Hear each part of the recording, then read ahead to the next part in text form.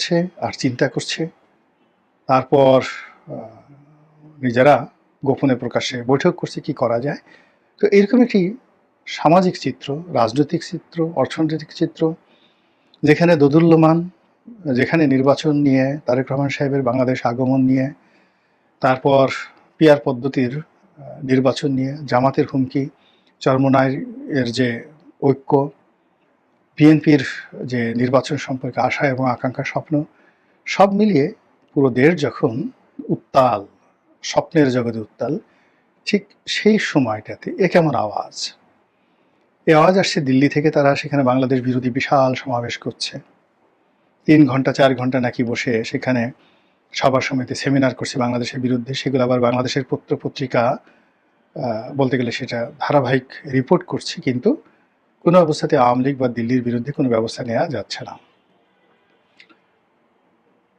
জাপানের সবচেয়ে প্রভাবশালী পত্রিকা, প্রায় 100 বছরের অধিক সময় ধরে পুরো এশিয়ার সবচেয়ে নামকরা পত্রিকার মধ্যে যে পত্রিকাটি জায়গা করে নিয়েছে, সেই পত্রিকাতে বাংলাদেশ সম্পর্কে খুবই নেতিবাচক রিপোর্ট ছাপা হচ্ছে এবং প্রকারান্তে শেখ হাসিনা এবং আওয়ামী লীগের গুণগান করে তাদেরকে বাংলাদেশে ঢুকানোর যে চেষ্টা করা হচ্ছে টোকিও থেকে। এত কিছুর পরে যখন হঠাৎ করে রাস্তায় জয় বাংলা স্লোগান শুরু হয়ে যায়, জয় বঙ্গবন্ধু স্লোগান শুরু হয়ে যায়, শেখ হাসিনার পক্ষে স্লোগান শুরু হয়ে যায়, তখন এটা কিসের আলামত? কেন এরকম হচ্ছে? এই কাজ কেন আওয়ামী লীগ করছে? এটা আমার মাথায় আসে না। আমার বক্তব্য হলো যে এত ভয় দেখানোর দরকারটা কি? তোমরা যদি পারো তাহলে প্রকাশ্য চ্যালেঞ্জ জানিয়ে বাংলাদেশে আসো, রাজনীতি করো। আমাদের দেশে কোর্ট আছে, কাছারি আছে, যেখানে হাজার হাজার আওয়ামী লীগের নেতাকর্মী যারা গ্রেপ্তারকৃত অবস্থায় রয়েছেন তাদের বিচার চলছে।